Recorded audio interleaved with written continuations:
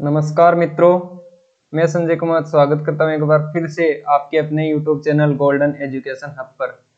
जैसा कि हम पढ़ रहे थे चौहान वंश, और चौहान वंश में हमने पढ़ लिए थे अजमेर के चौहान, जालौर के चौहान, रणथंभौर के चौहान, और आज चौहान वंश को हम कंप्लीट करने वाले हैं।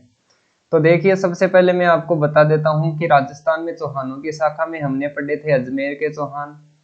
अजमेर के चौहान, अजमेर के चौहानों का संस्थापक था वासुदेव चौहान, ये हमने पढ़ा था।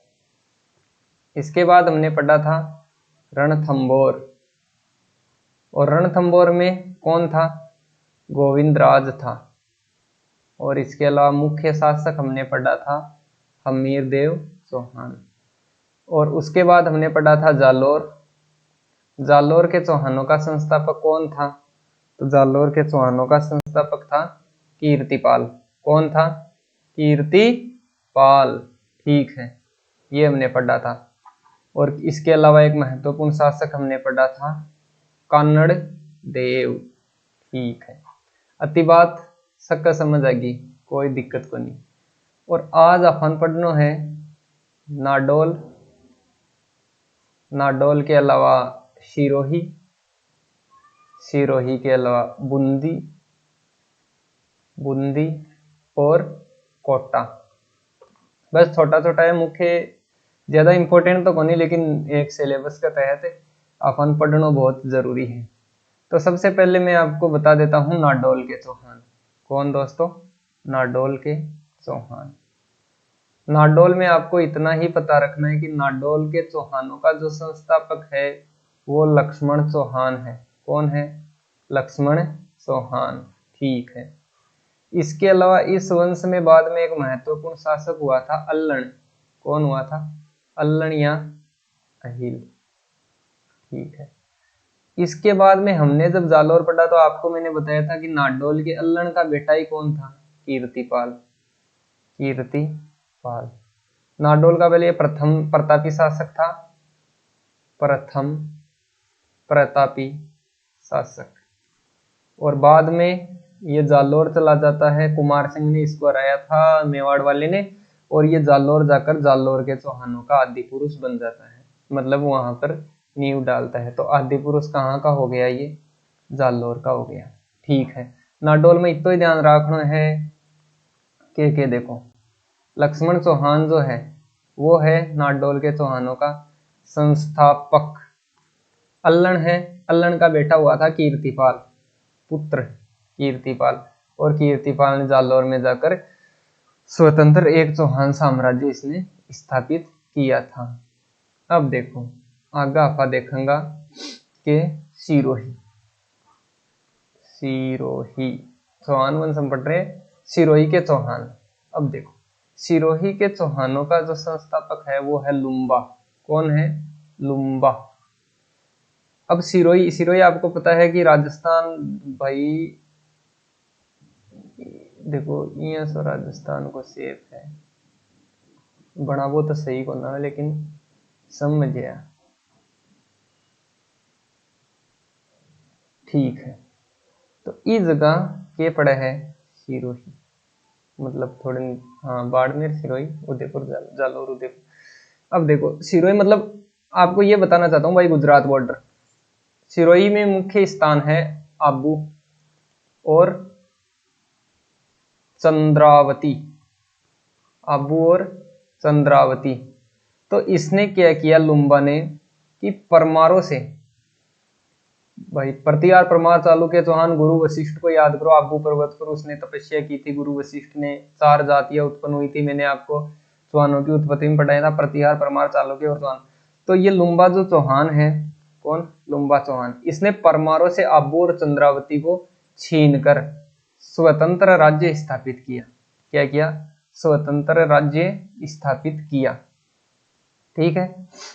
तो सिरोही का हमने क्या पढ़ा? लुम्बा चौहान है, आबू और चंद्रावती को परमारों से छीनकर एक स्वतंत्र राज्य इसने स्थापित किया। इतना पढ़ लिया था। आगे चलो, आगे एक शासक हुआ था शिवभान। शिवभान का एक पुत्र हुआ था सहसमल, सहसमल, जिसने वर्तमान का सिरोही जिला स्थापित किया था। सहसमल ने सिरोही की स्थापना की।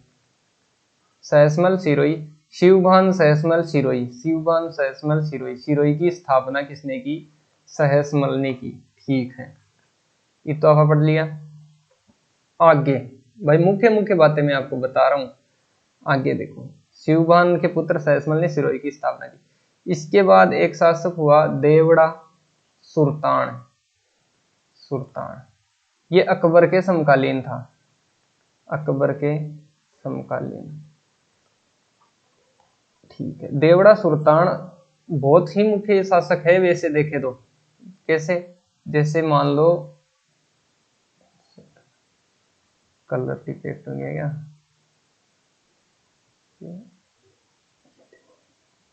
देवड़ा सुल्तान मुख्य कैसे है देखो मैं बताता हूं भाई। अकबर, अकबर के विरोधी राजस्थान में हुए थे 3 शासक। एक तो हुआ था राव चंद्रसेन, जो मैं आपको जोधपुर में पढ़ाऊंगा। एक हुआ था महाराणा प्रताप, और एक हुआ था देवड़ा सुल्तान। जोधपुर रियासत का कौन हुआ था? ये हुआ था। मेवाड़ का कौन हुआ था? महाराणा प्रताप हुआ था। और सिरोही का कौन हुआ था? देवड़ा सुल्तान हुआ था। तीनों ने ही क्या किया?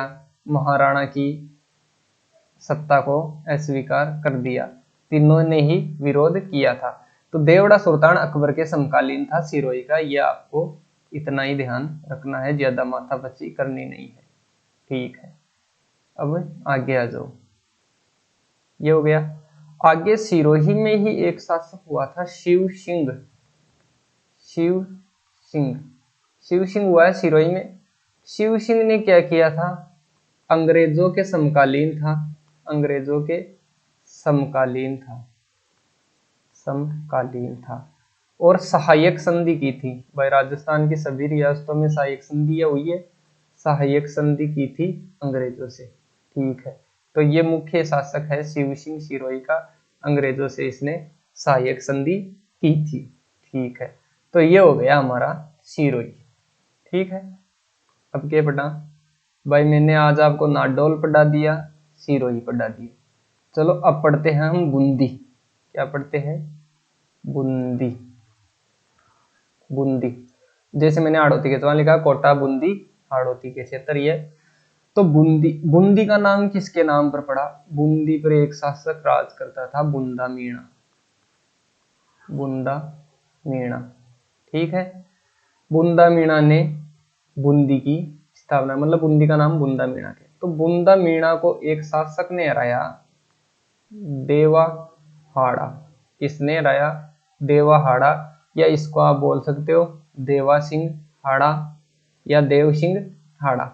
इसने यहाँ पर एक स्वतंत्र शासित राज्य की स्थापना की थी। ठीक है, बूंदी का पढ़ लिया। अब यहाँ पर ये राज्य भाई चल रहा है, बूंदी में भी चौहान वंश की नींव डल गई। जैसे मैंने आपको पढ़ाया था जालौर के चौहान, तो जालौर के चौहानों को मैंने आपको बताया था कि सोनगढ़ पहाड़ी या सुवर्णगिरी पहाड़ी पर होने के कारण उसको सोनगरा बोलते हैं। भाई चौहानों का आगे विभाजन होगा ना, तो ये हो गए जालौर के, तो कौन हो गए? सोनगरा चौहान हो गए। कौन हो गए? सोनगरा चौहान। और ये बूंदी वाले जो चौहान होंगे ना, वो कौन से होंगे? वो होंगे हाड़ा चौहान। कौन होंगे? हाड़ा चौहान, क्यों? देव सिंह हाड़ा ने यहाँ पर स्थापना की है। अब बूंदी में ही आगे एक शासक हुआ था जिसका नाम था जत्र सिंह। क्या? जत्र सिंह। ठीक है, चलो जत्र सिंह पढ़ा। जत्र सिंह, ओ को भाई जत्र सिंह। जत्र सिंह ने कोटिया भील को हराया था। कोटिया भील को, कोटिया भील को हराकर कोटा की स्थापना की। तो ये कोटा में चौहान की नींव जत्र सिंह ने डाल दी। अब देखो मेन बात मैं आपको क्या बताना चाहता हूँ। मैं बताना ये चाहता हूँ भाई, ज्यादा देखो माथापच्ची की जरूरत नहीं है। आपको मैंने क्या पढ़ाया? आपको मैंने पढ़ाया कि बूंदी पर शासन किसका था? बुंदा मीणा का शासन था। बुंदा मीणा का था, और यहाँ पर देव सिंह हाड़ा ने बुंदा मीणा से बूंदी को छीन लिया।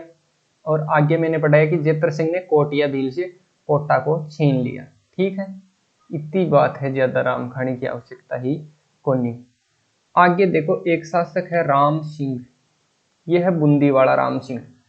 ठीक है, यहाँ पर क्या हुआ था, यहाँ पर यह हुआ था भाई, जो राजस्थान का आपको राजकवि सूर्यमल मिश्रण, राजस्थान का राजकवि सूर्यमल मिश्रण,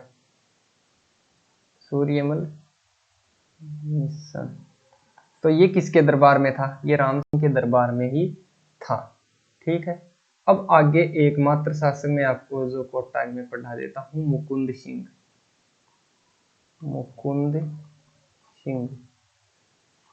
सिंह ने अबलामेणी का महल बनवाया था, अबलामेणी का महल।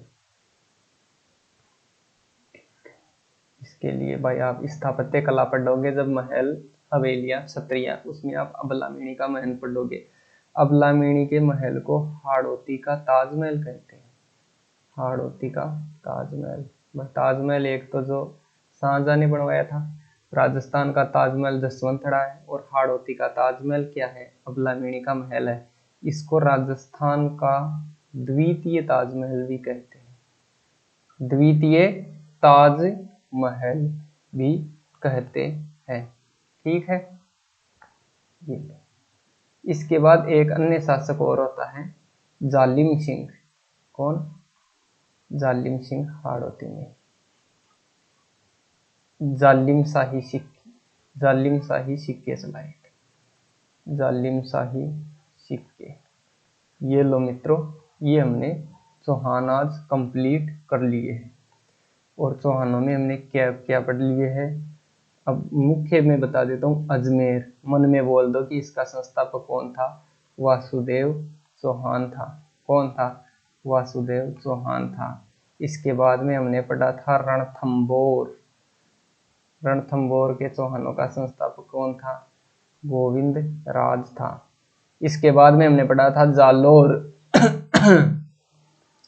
जालोर का संस्थापक कौन था, कीर्तिपाल था। कौन था, कीर्तिपाल। इसके बाद आज हमने पढ़ा है नाडोल, नाडोल के चौहानों का संस्थापक कौन है, लक्ष्मण चौहान। इसके बाद हमने पढ़ा सिरोही, सिरोही का था लुम्बा। कौन, लुम्बा। इसके बाद हमने पढ़ा बूंदी, देवाहाड़ा, कोटा, जेतर सिंह ने कोटिया भील से कोटा छीन लिया था। ठीक है, तो चलो मित्रों, धन्यवाद। ये हमने आज चौहान कंप्लीट कर लिए है, और इसके बाद आप कमेंट में बता दो कि चौहानों के बाद कौन सी रियासत शुरू करें। मैंने पहले आपको बता दिया है भाई, हम इस तरीके से पढ़ेंगे भाई। एक बार तो हम सारी जो राजस्थान की रियासतें हैं वो कंप्लीट कर लेंगे, और रियासतों के बाद जो मुख्य टॉपिक है, एकीकरण, क्रांति, आंदोलन और क्रांतिकारी। चलो मैं ही कर देगा, तो कल हम पढ़ेंगे गुर्जर प्रतिहार वंश। ठीक है, अगला वीडियो आपको इसी पर मिलेगा, गुर्जर प्रतिहार वंश पर। तो इसके लिए रेडी रहे, आप ही पहले रीडिंग कर ले, और पीछे वालों के जो नोट्स है वो आप रेडी रखे, क्योंकि एग्जाम के लिए बहुत महत्वपूर्ण है। राजस्थान भर्तियां भी काफी आ रही है। गुर्जर प्रतिहार वंश हम पढ़ेंगे, और हमने अब तक चौहान वंश कंप्लीट कर लिया है। धन्यवाद।